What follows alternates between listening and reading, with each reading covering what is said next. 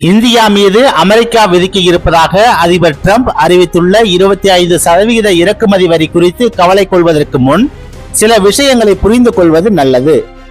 அமெரிக்க பொருளாதாரம் கடும் நெருக்கடியில் இருக்கிறது. நுகர்வு கலாச்சாரத்தை வைத்து முன்னேறிய நாடு அது.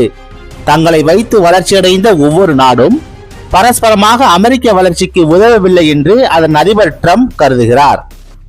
அமெரிக்காவின் வளம், தொழில்நுட்பம், தாராளமயமான பொருளாதார கொள்கைகளை பயன்படுத்தி தங்கள் நாட்டு விளைபொருள்களை, உற்பத்தியை, மனித வளத்தை மேம்படுத்திய உலகின் பெரும்பாலான நாடுகள் தங்கள் நாடு என்று வரும்போது சமமான போட்டிக்கு சந்தையை அமெரிக்காவிற்கு திறந்து விடுவதில்லை என்பது டிரம்பின் குற்றச்சாட்டு.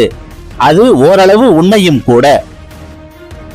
உள்ளூர் தொழிற்சாலைகள், விவசாயிகள், சிறு மற்றும் நடுத்தர நிறுவனங்களை பாதுகாக்கும் பொருட்டு அமெரிக்காவில் இருந்து தங்கள் நாட்டுக்கு இறக்குமதியாகும் பொருள்களுக்கு அதிக வரி விதித்து தங்கள் நாட்டு சந்தையை தக்க வைக்கிறார்கள். இதனை உடைக்க நினைக்கும் டிரம்ப், நீ எனக்கு விதிப்பதை விட உனக்கு அதிக அளவு வரி எனும் ஆயுதத்தை எடுத்து மிரட்டுகிறார். Mega make America great again என்ற கோஷத்தோடு பிரச்சாரம் செய்து வெற்றி பெற்றவர் டிரம்ப். அவர் முதன்மையில் ஒரு தொழிலதிபர், பின்னர் தான் அரசியல்வாதி. அவருக்கு தான் ஆடும் சதுரங்க விளையாட்டுகளில் காய் நகர்த்தல்கள் குறித்த தெளிவு எப்போதும் உள்ளது.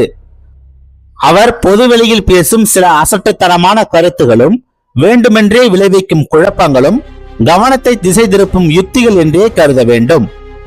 அமெரிக்க ஆயுதங்கள், பாதுகாப்பு தளவாடங்கள் உற்பத்தி சந்தை, பால், சோளம், சோயா உட்பட குறைந்த விலையில் உற்பத்தியாகும் விவசாய பொருள்கள், கச்சா எண்ணெய் மற்றும் எரிவாயு ஆகியவற்றை உலகளாவிய சந்தைக்கு விரிவாக்க விரும்புகிறார் டிரம்ப்.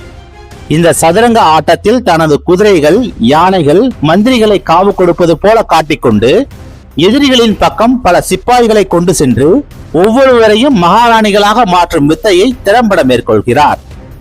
இந்தியா மீதான வரி அறிவிப்புக்கு ஒரு நாளுக்கு முன்னதாக 27 நாடுகளின் கூட்டமைப்பு கொண்ட தனது வலதுகரமான ஐரோப்பிய ஒன்றியத்துடன் ஒப்பந்தம் போட்டுள்ளார். இதன் தாக்கங்கள் என்ன என்று பார்க்கலாம். ஏற்கனவே 4.8% வரி என்று இருந்ததை 3 மடங்கு அதிகரித்து 15% உயர்த்தி உள்ளார். இதைவிட கூடுதல் வரியும் சில பொருள்களுக்கு விதிக்கும் சரத்துகளும் ஒப்பந்தத்தில் இடம்பெற்றுள்ளன. பிரெஞ்சு பிரதமர் இந்த ஒப்பந்தம் செய்யப்பட்ட நாள் ஐரோப்பாவிற்கு ஒரு கருப்பு தினம் என்று அறிவித்துள்ளார். இந்த ஒப்பந்தத்தால் ஜெர்மனியின் பொருளாதாரம் கடுமையான சவால்களை சந்திக்கும் என்று அந்நாட்டு நிபுணர்கள் கருத்து தெரிவிக்கின்றனர். ஹங்கேரி இந்த ஒப்பந்தத்தை 15-0 என்ற கோல் கணக்கில் அமெரிக்கா வென்றுள்ளதாக தெரிவிக்கிறது. ஹங்கேரி பிரதமர் ஆர்பன் ஒருபடி மேலே போய் ஐரோப்பிய ஒன்றியத்தின் ஆணையர் உர்சுலா வான் டெர் லேயனை காலை சிற்றுண்டியாக டிரம்ப் உண்டு செறித்து விட்டார் என்று குறிப்பிட்டுள்ளார். இத்தாலி மட்டுமே இதை தாங்கிக் கொண்டு செயல்பட இயலும், ஆனாலும் முழு விவரங்களையும் படிக்க வேண்டும் என்று கருத்து தெரிவித்துள்ளது. புருசெல்சும் வெள்ளை மாளிகையும் ஒப்பந்தத்தில் உள்ள வரிகள் குறித்து முரண்பட்ட கருத்துக்களை தொடர்ந்து மாறி மாறி தெரிவித்து வருகின்றன. எஃகு, அலுமினியம் போன்ற உலோகங்கள் விஷயத்தில் அமெரிக்க நிறுவனங்களின் கை ஓங்கி உள்ளதாக அமெரிக்க தொழில்துறை வரவேற்றுள்ளது. ஐரோப்பிய வாகன உற்பத்தி துறை, எரிசக்தி மற்றும் பாதுகாப்பு துறை கடுமையான நெருக்கடிகளை சந்திக்க வேண்டியிருக்கும். மெகா என்ற கோஷத்திற்கு இந்தியா மட்டும் விதிவிலக்கல்ல.